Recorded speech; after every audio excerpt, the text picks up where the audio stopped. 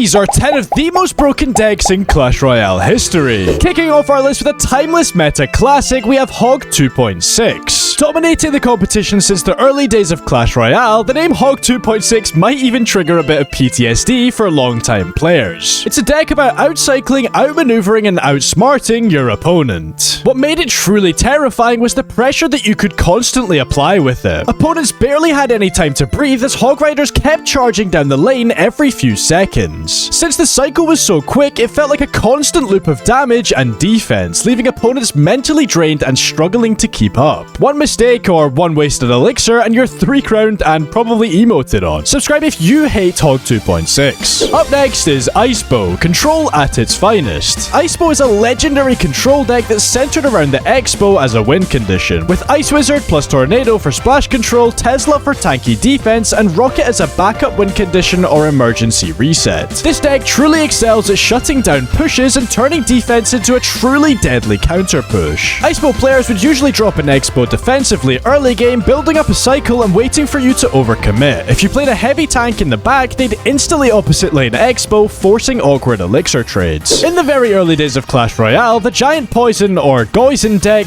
once crushed ladder and tournament lobbies until balance changes brought the chaos under control. This mid-cost, control-oriented beatdown deck overwhelmed opponents with efficient pushes and powerful area denial. Due to the poison spell lasting 10 seconds and dealing significantly more damage at the time, getting overwhelmed when coming up against this deck was pretty normal, and the chances are you would probably find yourself on the losing end of the battle. When Goblin Drill was first introduced in 2021, it instantly reshaped the Clash Royale meta, offering a brand new win condition that brought sneaky chip-based pressure to the spotlight. Decks centered around it typically featured fast cycle cards like Skeletons or Electro Spirits, strong support troops like Bandit, Little Prince, and Magic Archer, and defensive staples such as Inferno Tower. The strategy focused on relentless chip damage by cycling Goblin Drills and combining them with spells like Fireball or Log to clear defenders. This, paired with the Little Prince's 3-card cycle, made it almost impossible for opponents to keep up, especially if they lacked strong splash units. While it struggled against Valkyrie or Bomb Tower, the Goblin Drill excelled at controlling the tempo, often forcing mistakes out of the opponent and sneaking in consistent tower damage. The Witch, Night Witch, E-Golem meta was one of the most controversial in Clash Royale history. To many players, it represented everything frustrating about ladder play. Low skill, high reward decks that could steamroll opponents with overwhelming spam. The typical strategy was simple: build up a massive push behind an Elixir Golem, stack Witch, Night Witch, Healer, and sometimes even Baby Dragon, then rage it all at the bridge. If the push connected, it was pretty much game over. However, if it didn't, the E-Golem's Death Elixir gave the opponent a massive counter push opportunity. However, this often required perfect defense, which not every player is capable of doing. In 2024, one of the most dominant and another controversial strategy in Clash Royale revolves around the trio of Elixir Golem, Battle Healer, and Evo Electro Dragon. This deck focuses on overwhelming opponents with a relentless beatdown push, very similar to the last deck since the main components are rather similar. Using the Elixir Golem as a tank, the Battle Healer to sustain troops through damage, when combined the synergy becomes oppressive, making it nearly impossible for opponents to stop once momentum is gained. It was literally a case of, if that push was coming towards your tower,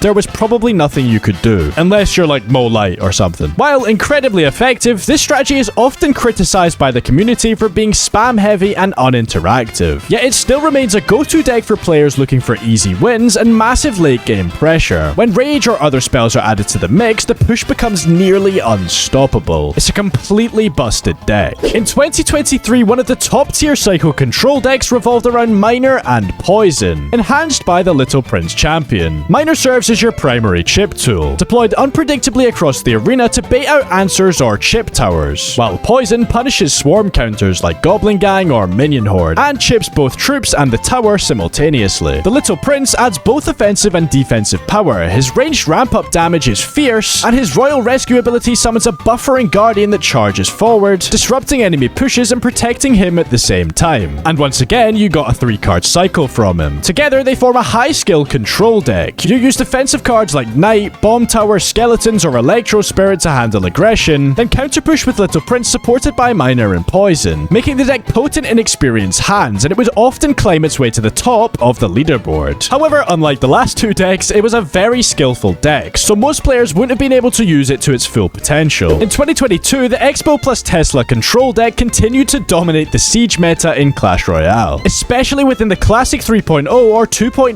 Expo cycle archetypes. This strategy relied on fast cycle cards like Skeletons, Ice Spirit Knights or Evo Knight, Archers, Electro Spirit, Fireball, the Log, and the Tesla building placed defensively or offensively beside the Expo. While strong in single elixir phases, the deck truly shone in overtime play, where it could outcycle opponents and secure one-tower advantages with precise spell cycling and defense. That said, community consensus was that the deck had a very steep learning curve, meaning you had to be a very skilled player to be able to pull it off against some other decks. However, similarly to the previous deck, if it were to be played by a very skilled player, they would be able to win the vast majority of their games. The 2017 Night Witch 3 Musketeers Battle Ram meta was widely regarded as one of the most OP and frustrating eras in the game's history. This deck combined Night Witch, a then newly released card with overwhelming bat spawning potential, with the punishing split lane pressure of 3M and the Battle Ram. When paired with Elixir Collector, players could build massive elixir advantages and overwhelm both lanes simultaneously, often forcing opponents to choose which tower they were happy to lose. Pre-nerf Night Witch was absurdly strong. Not only did she summon bats way more often, she would also spawn bats when she died, making her extremely hard to counter efficiently. On top of that, support troops like Minion Horde, Bandit, and Heal Spell often rounded out the deck,